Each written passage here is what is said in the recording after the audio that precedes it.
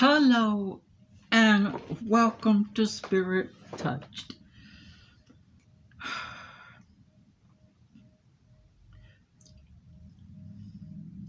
The angels live in God's actual presence with all their focus on Him. Their worship shows us two important things: the Word and the freedom of God, the fear and the freedom of God. In this case, fear is reverence. We have lost the ability to fall down and worship Him. Revelation 11:16. God is not our equal, and yet we sure do act like we are His. We need to stop taking everything about Him for granted. Revelation 19:1b through 6. The cherubim have a clear understanding of Psalm 99:3 verses 5 and 9, and so should we. This word can be healing. We need to stop forgetting Proverbs 9:10. Now check out what David tells us in Psalm 36, 1 through 5. What a picture of Christians today. Shame on us. We need more Shagayanoth, which is loud, exuberant praise in our worship. This is wild, exuberant praise, dancing, shouting, hand waving, jumping up and down, playing instruments. Revelations 5, 8, and 9 is a good example. There will be a lot of hallelujahs in heaven. Hallelujahs will feel right at home there. Giving thanks is also part of worship. Psalm 100 verse 1. Wings are for flying. Flight is a type of freedom. 1 Kings 6:27. Those flying wings make a sound. Ezekiel 1:24 and also 10 verse 5. At some point we will be flying. Isaiah 40:31.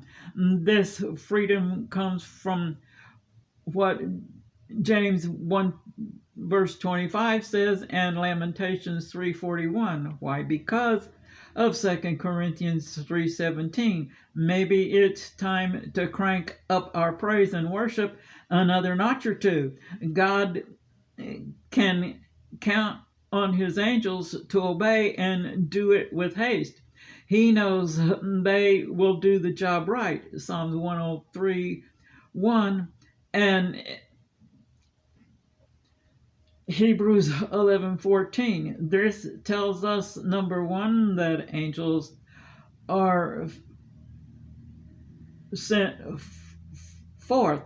Number two, to minister. Number three, to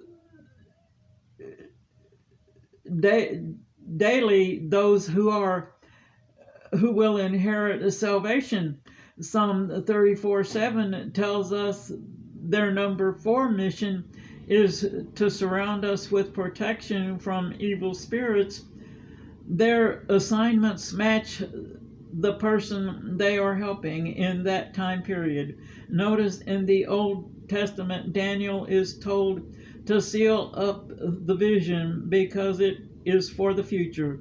Yet John is told not to seal it up because the time is near. You can trust what they tell you. Revelations 19:9 and also 22:6. They know and understand the laws of God much better than we do. They brought those laws to Moses that we continue to disobey. Concerning seals, they also mark us with the sign that keeps us from Satan. Revelations 7:3 through 4.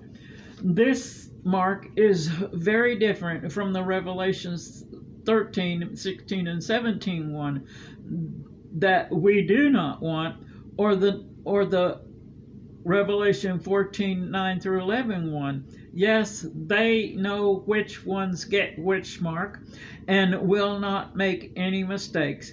Yes, they do serve their us, they do serve us, but their only master is God. They do not take what's from for they do not take what's from, or they don't take orders from us, and we cannot request their service. They are warriors because God is one. Exodus 15:3 and Psalm 7:11 through 13 and Psalm 78:49. Notice they follow Jesus on white horses in Revelation 19:11 through 15. Right now, because our Prince of Peace is in heaven, the only reason there's any peace at all is because of these angels fighting against Satan and his warriors. Daniel was praying for help, but he did not ask for an angel. God chose to send one. Daniel 9:23. God makes it clear that when we think an angel has come to us, we must consider and understand 1 John 4, 1 through 3, and 1 Thessalonians 5, 21 through 22. We are to get excited about the message they bring and not about them. Why? Look at what Mary said on that first Easter, John 20, 10 through 18. Angels totally embody the meaning in the United States Marine Corps motto, Semper Fi, because they have been ever since God created them. They don't know any other way to be. To angels, if they don't know any other way to be. Let's take a closer look at 2 Chronicles 18, 18 through 21. Notice it says the living spirit will be put in the mouths of Ahab's prophets, not in the mouth of God's prophets. So the answer is no. Ahab is told all that will happen before he goes into that battle so that he has a chance to change his mind. Had he obeyed God's warning angel, he would have lived another day. It was his choice to fight. We know God does not change, so since angels are made by him and for him, they do not change either. Now let's see how angels assist in death.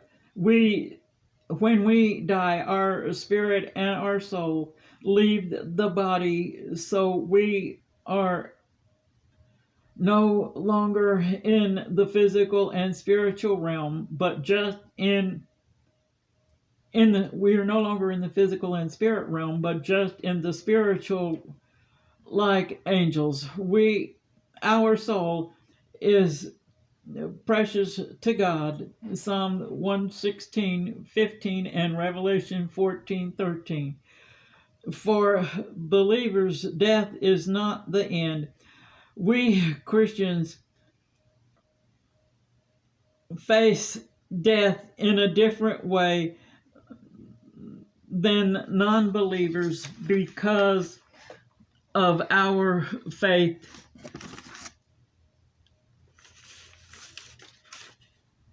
in the Lord. You may send your prayer request to heanswerstwo@gmail.com.